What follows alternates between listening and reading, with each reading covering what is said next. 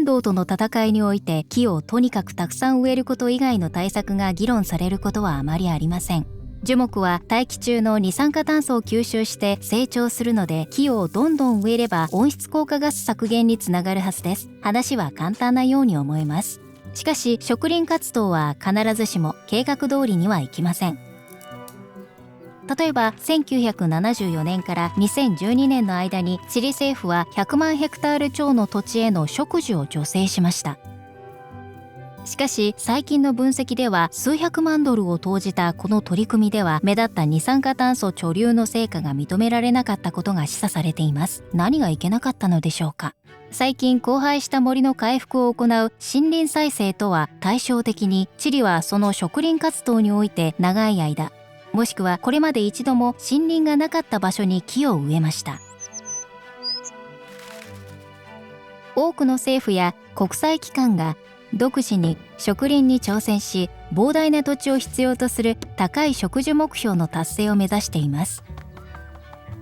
ドイツ政府と国際自然保護連合が2011年に始めたボンチャレンジでは、地球全体で2030年までに3億5000万ヘクタールの土地を回復させることを目標に掲げ、その一環として植林を行っています。多数の企業もカーボンオフセットのために植林に取り組んでおり、その一部では気候緊急事態につながった悪しき前例を作ってしまったものもあります。2021年のオックスファム分析では、石油・天然ガス生産の大手4社が設定した植林目標に適合する必要がある地域では、イギリス全土の2倍の土地が必要になることが分かりました。ここで事態が複雑になります。長期にわたる二酸化炭素吸収源になるには、木が十分に育ち、その状態を維持する必要があります。チリの植林助成金の大半が森林関連企業に支払われたことにより、非在来種の木が大半の植林が大幅に増え、在来種の木が育つ森林がダメージを負うケースもありました。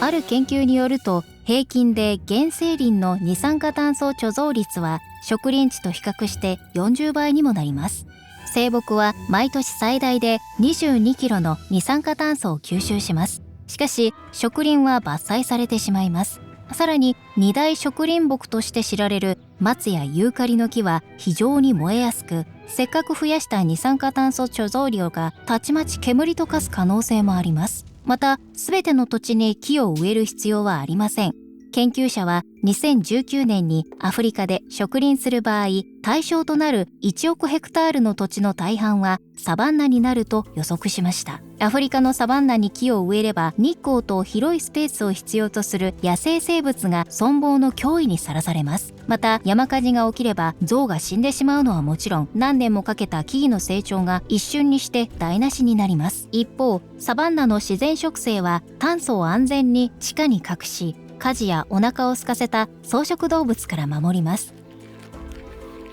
植林は乾燥地や雪の多い地形のように自然に太陽光を反射する場所では意図しない影響を及ぼす可能性もあります。こうした地域の木々は太陽光を吸収するため地球温暖化に寄与する可能性があります。これ以上植林をすべきではないということではありません。ただ、成功率を最大限に高めるには、どの種を植えるべきか、どの土地に植林を行うべきか、長期にわたって土地を守るにはどうすればいいかを考慮する必要があります。現在チリでは森林プランテーションよりも在来種の植林に力を入れています。地球緑化もより効率的な方法は森林を保護して自然の力に委ねることであると主張する研究者もいます。最近伐採された土地では樹木の種が地中で待機しており、古株から新芽が育ちます。時間の経過とともに鳥や風が近くの森林から種を運んできます。天然更新の支援に取り組み、若木の成長を妨げる雑草を取り除き、放牧を阻止し、